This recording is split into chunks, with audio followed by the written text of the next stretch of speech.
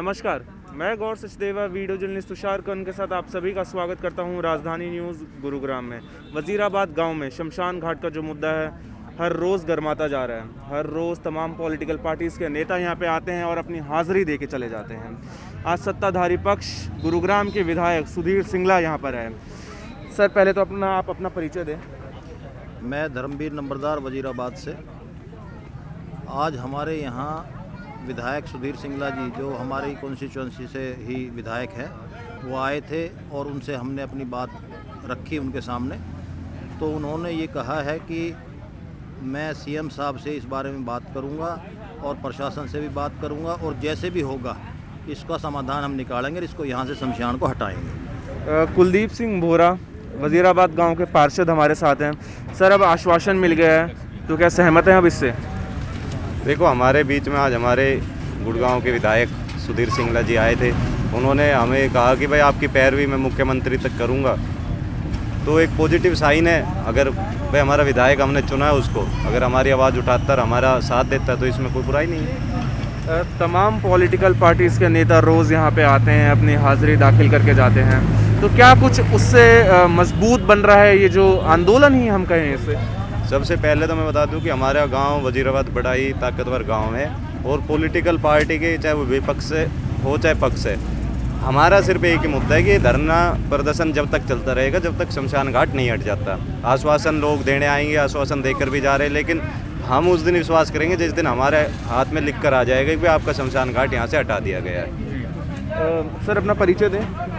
मैं महिपाल हाडा गांव वजीराबाद का निवासी हूं और ये आंदोलन 2007 से चल रहा है और इस आंदोलन में पहले दिन से और आज 13 साल हो गए मैं बराबर जुड़ा हुआ हूं। उस दौरान सबसे पहले धर्मवीर गाभा एमएलए थे, हम उसके पास गए थे। उसके बाद 4 एमएलए आ चुके हैं। सारे विधायकों से हम मिले, जो भी बदलते रहे आते रहे और हम लड़ते रहे। उसके बाद हम एक बार सुखबीर कटारिया जी मंत्री थे, उनको लेकर हम भूपेंद्र सिंह हुड्डा के पास भी गए थे। हुड्डा साहब ने ये कहा था कि मैं इसकी इंक्वायरी करवाऊंगा और इसको करवाऊंगा, लेकिन वो भी एक आश्वासन हवाई रहा। उसके बाद 2015 में हम खट्टर साहब से मिले, सीएम साहब से, उन्होंने भी कही थी, लेकिन वो भी आश्वासन झूठा रहा। सर, साल ब साल आश्वासन मिलते हैं और उसके बाद फिर कुछ काम नहीं होता। अब अभी भी आश्वासन मिला है आपको विधायक जी से, अगर आगे भी हल नहीं होता तो कैसे देखते हैं अभी से आगे? मैं परवीन यादव, प्रेसिडेंट RWRDCT से। हमारे गांव में तकरीबन 6-7 हज़ार घरों की आबादी वजीराबाद गांव में है और 2,500 घरों की आबादी RDCT में है। ये जो शमशान घाट है ये बिल्कुल रेजिडेंशियल एरिया के बीच में बनाया जा रहा है। ये बिल्कुल गलत है।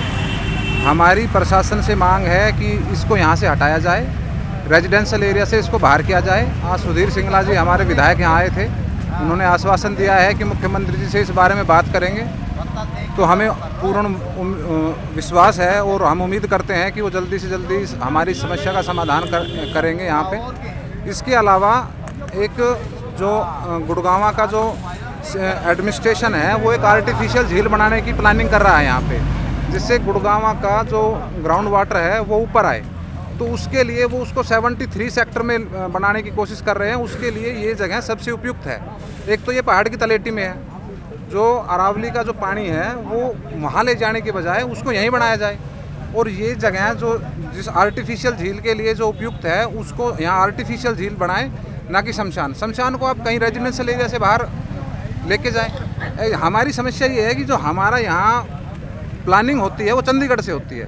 चंडीगढ़ में बैठे अधिकारियों को ये मालूम ही नहीं है कि यहाँ की भौगोलिक स्थिति क्या है।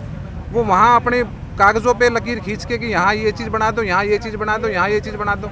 जब तक गुड़गांव के लोगों का उसमें सहभागिता नहीं होगी इसकी प्लानिंग में, तब तक ये ऐसे ही अनाप शनाप प्लानिंग चलती रहेगी। जो चीज़ जहाँ बननी चाहिए वो वहाँ बनाई नहीं, जो जहाँ बननी चाहिए थी उसको अलग जगह बना रहे हैं। तो हमारा तो यही एक प्रार्थना है सरकार से, गुड़गांव प्रशासन से, कि यहाँ आर्टिफिशियल झील बनाएं, शमशान घाटों कहीं और ले जाए, कहीं और जाए। मैं अपने कैमरा सहयोगी से एक बार कहूँगा कि वो यहाँ पे दिखाएं कि जो लोग जैसे बैठे हुए हैं अपने काम घर बार छोड़ के यहाँ पे, कितने दिन हो गए साहब यहाँ पर बैठे बैठे?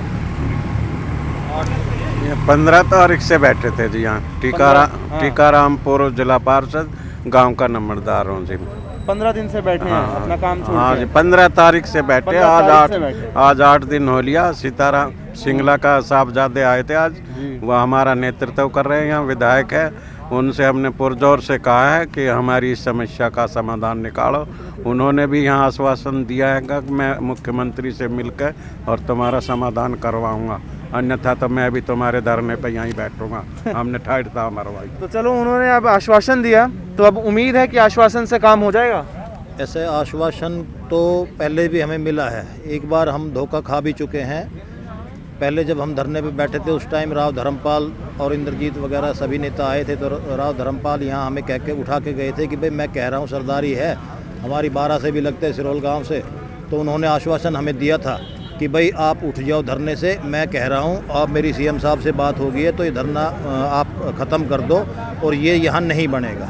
कांग्रेस की सरकार थी उस टाइम काम इस पे हुआ नहीं, लेकिन अब दोबारा से इस पे काम शुरू हुआ था जो हमने रोक दिया है। इसमें अब काम यहाँ इस प्रकार का कोई भी हम नहीं होने देंगे। गांव इकट्ठा है, एक आवाज़ से सभी का यही मानना है कि भाई यहाँ शमशान ना बना के सरकार कोई और पॉलिसी प्लांट करे, कोई कुछ भी, कोई स्कूल बनाए, कॉलेज बनाए, कोई हॉस्पिटल बनाए, कुछ भी बनाए, इसमें शमशान यहाँ नहीं बनने देंगे।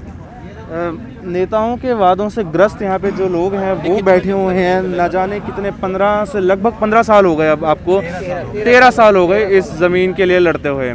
देखते हैं आने वाले समय में ये जो शमशान घाट का जो मुद्दा है कितनी जल्द ख़त्म होता है, और यहाँ के लोगों को जो इनका कहना है कि यहाँ पे शमशान घाट ना बनाकर जो झील है वो बनाई जाए। और हम आगे भी आपको इस खबर की ज़रूर तह तक ले जाएंगे कि इनका समस्या जो है वो हल हुई है कि नहीं। धन्यवाद।